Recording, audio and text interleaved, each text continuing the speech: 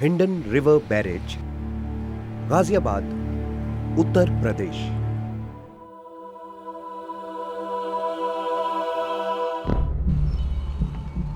Ghaziabad police PAC की मदद से एक लाश को ढूंढ रही है जिसे 3 रात पहले हिंडन नदी में फेंक दिया गया था।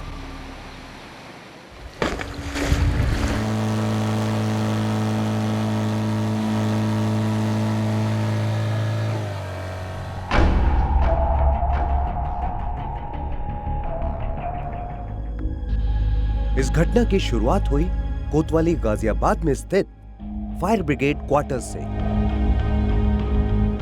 पुलिस सब इंस्पेक्टर मनु कुमारी इन्हीं क्वार्टर्स में रहती हैं। दिनांक 19/1 को जब मैं पुलिस लाइन गाजियाबाद से परेड करके अपने क्वार्टर पर आई तो मैंने स्वीपर को बुलवाया सफाई के लिए। तो स्वीपर सफाई करके जैसे मेरे क्वार्टर के पीछे गया तो वो कहने लगा कि एक चेयर है जो वो खून से लथपथ है और गंडासा पड़ा हुआ है। तो मैंने जा करके देखा, फिर मैं थाने पर आई। थाने पे मैंने इसके बारे में इन्फॉर्म किया। बिना किसी देर के पुलिस वहां पहुंच गई और आसपास खोजबीन करना शुरू कर दिया। उस जगह का मुआयना करते हुए पुलिस की नजर एक घर की सीढ़ियों पर गई। उन सीढ़ियों पर खून के धब्बे थे। खून के धब्बों के साथ आगे बढ़ते हुए police fire station officer AP Singh के घर तक पहुंची। पुलिस घर के अंदर गई। पुलिस ने देखा कि घर के कुछ हिस्सों पर नई सफेदी की गई थी। क्वार्टर बंद था, फिर हमने उनको एपी सिंह साहब को बुलवाया। बुलवाने के बाद खोला, देखा तो पूरे घर में जैसे ताजा पेंट किया हो इस तरह की स्मेल थी। इसके अलावा पुलिस ने देखा कि घर के अंदर भी कुछ खून के धब्बे थे।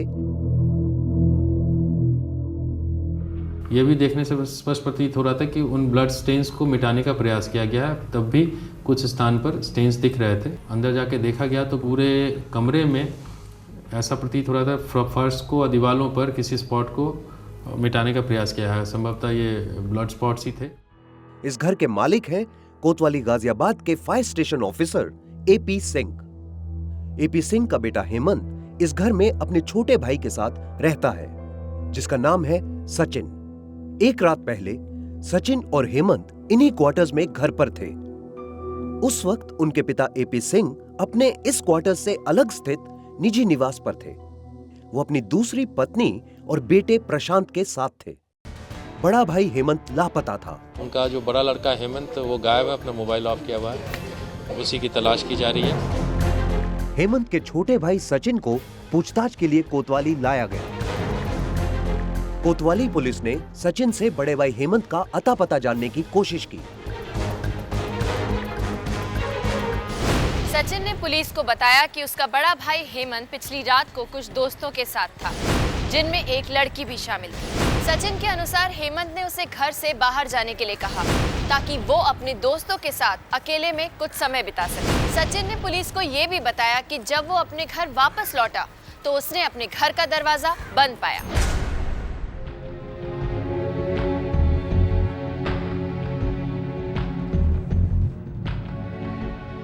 सचिन ने हेमंत के दोस्तों के नाम बताए।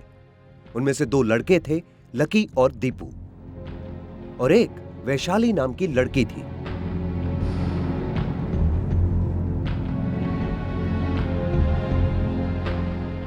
उसने बताया उसके भाई के 3 फ्रेंड आए थे, एक गर्लफ्रेंड भी आई थी। उन्हीं में आपस में झगड़ा हुआ, एक लकी नाम के व्यक्ति की हत्या हो गई लड़के की, और गंग नहर में डेड बॉडी फेंक दी गई। सचिन द्वारा दी हुई जानकारी के अनुसार पुलिस ने हेमंत के बाकी 2 दोस्तों दीपू और वैशाली को ढूंढना शुरू किया, लेकिन हेमंत का अब तक कोई पता नहीं था।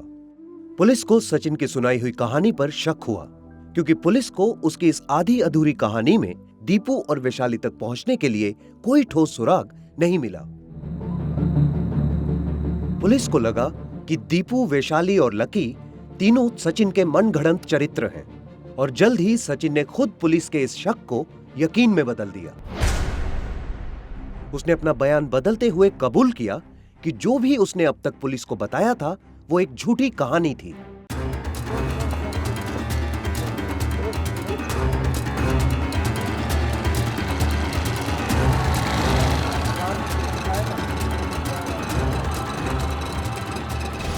2 दिन हो चुके हैं पर लाश अब तक पुलिस के हाथ नहीं लगी है। अब सवाल ये उठता है कि अगर सचिन की बताई हुई कहानी पूरी तरह से काल्पनिक है तो फिर हेमंत कहाँ है, क्या हुआ उसके साथ और पुलिस किसकी लाश तलाश रही थी और क्यों?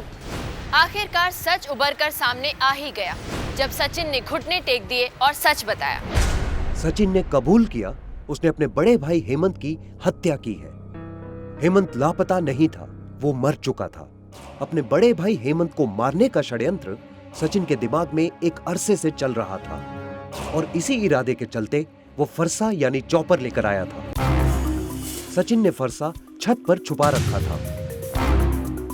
उसने छत पे रखा हुआ था छुपा के, क्योंकि आमतौर पे आदमी यहाँ छत पे आते नहीं है, ये लोग यूज़ नहीं करते हैं और छत पे आराम से हाथ चला जाता है। लंबाई भी उसकी ठीक थी तो उसने छत पे छुपा के रख दिया था। उस रात जब हेमंत अंदर आया तो सचिन अपने कमरे में ही था। किसी बात को लेकर हेमंत ने सचिन को डांटा। सचिन को हमेशा से लगता था कि उसका बड़ा भाई हेमंत हमेशा उस पर हुक्म चलाता है।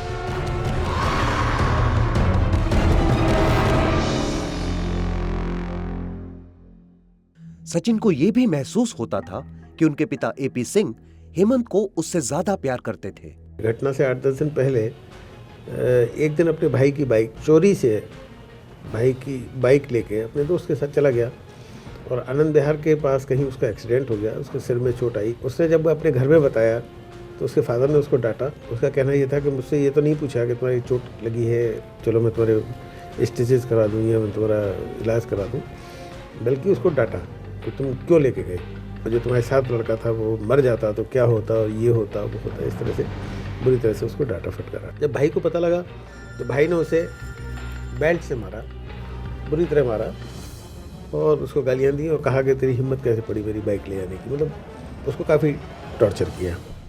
सचिन अक्सर उपेक्षित महसूस करता था। उसने हेमंत की हत्या करने की सोच ली। सचिन के अनुसार उस रात जब हेमंत उसे डांटकर सोने चला गया, सचिन तुरंत छत पर जाकर फरसा ले आया। जब सचिन हेमंत के कमरे की ओर बढ़ रहा था, हेमंत तब तक गहरी नींद सो चुका था।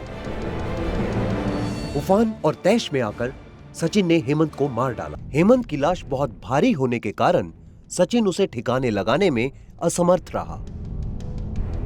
सचिन ने अपने छोटे सौतेले भाई प्रशांत से बात की। उसने प्रशांत की मदद मांगी।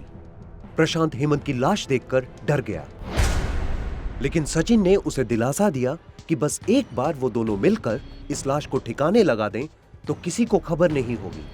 पुलिस के अनुसार प्रशांत सचिन की मदद करने के लिए तैयार हो गया। रात के अंधेरे में सचिन और प्रशांत हेमंत की लाश घसीटकर सीढ़ियों से नीचे ले आए। उन्होंने लाश को कार में रख दिया। वो गाड़ी उनके पिता fire brigade officer AP Singh की थी। पुलिस ने बताया कि चूंकि सचिन कार चलाना नहीं जानता था, इसीलिए उसने प्रशांत की मदद मांगी। सचिन के जोर देने पर ही प्रशांत अपने घर से कार लेकर आया। खून से सने कपड़ों को सचिन ने पास की झाड़ियों में फेंक दिया। उसके बाद सचिन और प्रशांत दोनों ने मिलकर लाश को हिंडन नदी में फेंक दिया। क्या सचिन सच बोल रहा था? पुलिस ने बताया कि लाश को ठिकाने लगाने के बाद सचिन घर वापस आया। उसने घर के अंदर उन सारी जगहों पर रंग रोगन कर दिया जहां खून के छींटे फैल गए थे, और जिन जगहों पर वो पेंट नहीं कर पाया वहां उसने खून के निशान कपड़े से पोंछकर मिटाने की कोशिश की। 3 दिन बीत जाने के बाद भी लाश का पता नहीं चल रहा था।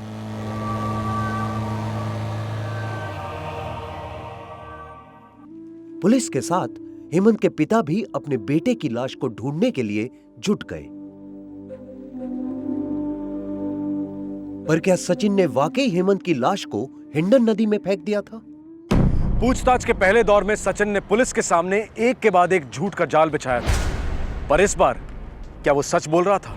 अब 3 दिन हो चुके थे और हेमंत का कुछ पता नहीं चल रहा था और ना ही उसकी लाश मिल रही थी। सचिन और प्रशांत के बयानों की सच्चाई को परखने के लिए पुलिस अलग अलग वक्त पर उन दोनों को घटनास्थल पर ले गई। सचिन ने ही बताया, उसके बाद में उसके छोटे भाई को यहाँ इसी स्पॉट को लाया तो उसने भी यही बताया, दोनों भाइयों ने बताया यहीं से डेड बॉडी फेंकी गई।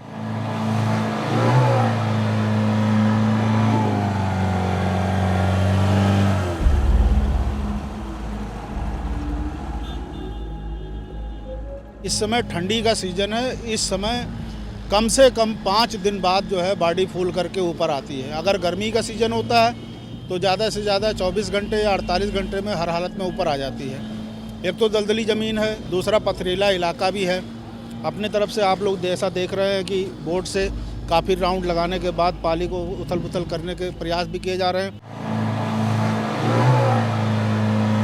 कांटा लगा करके भी इसमें प्रयास किया गया, जाल लगा करके भी प्रयास किया है। संभवतः ऐसा लग रहा है कि बॉडी कहीं नीचे दबी बैठी है। 3 दिन गुजर गए थे, आखिर लाश कहां जा सकती थी? लेकिन पुलिस को अब भी पूरा विश्वास था कि वो जल्द ही हेमंत की लाश को ढूंढ निकालेंगे।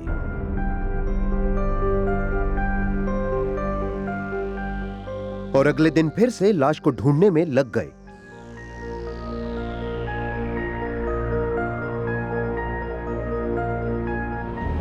पुलिस ने इस वारदात से जुड़े सारे सबूत जुटा लिए थे। ये वो फरसा है जिससे हत्या की गई। ये पेंट का डिब्बा है जिसको दीवारों पे किया गया है। इसमें सीट कवर के टुकड़े हैं जो गाड़ी से लिए गए थे, और ये कुर्सी का एक मतलब टुकड़ा ले लिया है जो ब्लड मैच के लिए वहाँ जाना है। वो सारा सामान है जो उसकी निशानदेही पर बरामद। इस वारदात में इस्तेमाल हुई गाड़ी को भी पुलिस ने जब्त कर लिया था। ये एफएसओ साहब की गाड़ी है। ये वो गाड़ी है जिसमें अभियुक्त सचिन ने और उसके भाई प्रशांत ने डेड बॉडी को और खून से सने कपड़ों को यहाँ से ले जाके हिंडन में फेंका था। सारी जगहों पर खून के धब्बों की निशानदेही भी कर ली गई थी।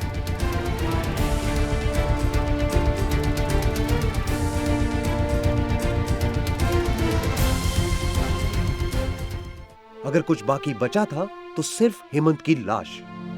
पुलिस के मुताबिक सचिन अपना जुर्म कबूल कर चुका था, लेकिन प्रशांत का दावा है कि वो बेगुनाह है और इस घटना का सिर्फ गवाह है। उधर एपी सिंह, एक बेबस पिता, अपने बेटे की लाश को खोज रहे थे, जो उनके ही मझले बेटे के हाथों मारा गया था, और लाश को ठिकाने लगाने में साथी बना उनका सबसे छोटा बेटा। संदिग्ध जो है इसमें सारा ये बीच वाला लड़का ही है, जो है ये बहुत रिजर्व रहता था, स्टेडियम भी आता था कि इससे मतलब मैंने कभी इसे जीवन में हंसते हुए नहीं देखा जी। तो कहीं ना कहीं तो मैं उसकी मानसिकता को ही दोषी मानता हूँ, जो है बाकी बैकग्राउंड का मुझे पता नहीं। मंझला लड़का था सचिन, इसकी कोई मानसिक इलाज भी हॉस्पिटल में चला है। इसका मतलब है कि इसको पहले से ही प्रॉब्लम थी। थोड़ा ये इसका बिहेवियर भी बहुत रैश होता था, स्कूल्स में भी प्रॉब्लम क्रिएट करता था। ये समय समय पे कंप्लेंट्स किए हैं। इससे ये स्पष्ट है कि जो ये लड़का था ये डेवियन कैरेक्टर था और मानसिक रूप से भी कहीं ना कहीं से इसमें स्वस्थ नहीं था। इसमें पेरेंट्स को ये सारी चीज़ जानकारी में थी, तो ऐसी स्थिति में इसकी विशेष रूप से देखभाल करने की आवश्यकता थी। इस जुर्म की लगभग सभी कड़ियां जुड़ चुकी हैं। हत्या का कारण सामने है, ठोस सबूत मिल चुके हैं और सारा कालक्रम साबित हो चुका है। अगर कुछ मिसिंग है तो वो है हेमंत की लाश। उसके मिलते ही केस की छानबीन पूरी हो जाएगी। पुलिस की टीम पूरे 5 दिन तक लगातार लाश को ढूंढती रही।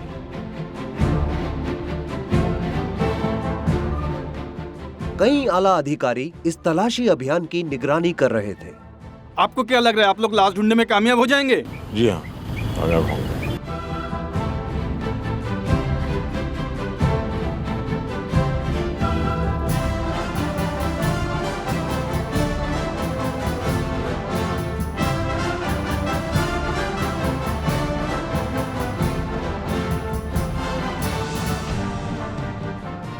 बॉडी कहीं नीचे दबी बैठी है, जो कि कीचड़ होने के नाते दबी है, लेकिन ये आज से कल भर में हर हालत में ऊपर आ जानी चाहिए। अभी तो हम 20 तारीख से लगे हैं और 18 तारीख की वारदात है। 19 तारीख से मान लीजिए, तो 19 से लेकर के आज 22 हो रही है, तो चौथा 5वां दिन तो मान के चलिए। अब संभावना 48 घंटे में मिल जाना चाहिए।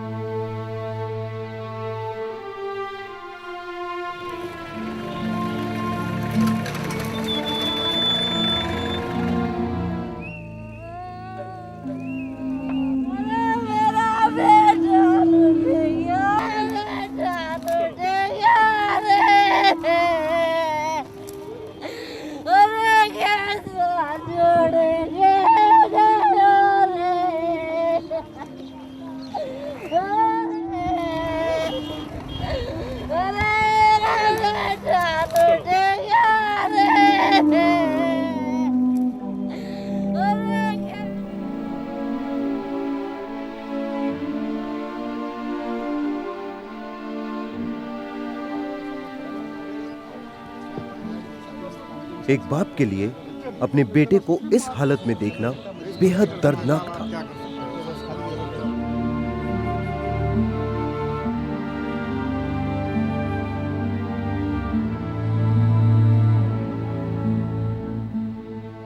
काश किसी तरह यह टाला जा सकता।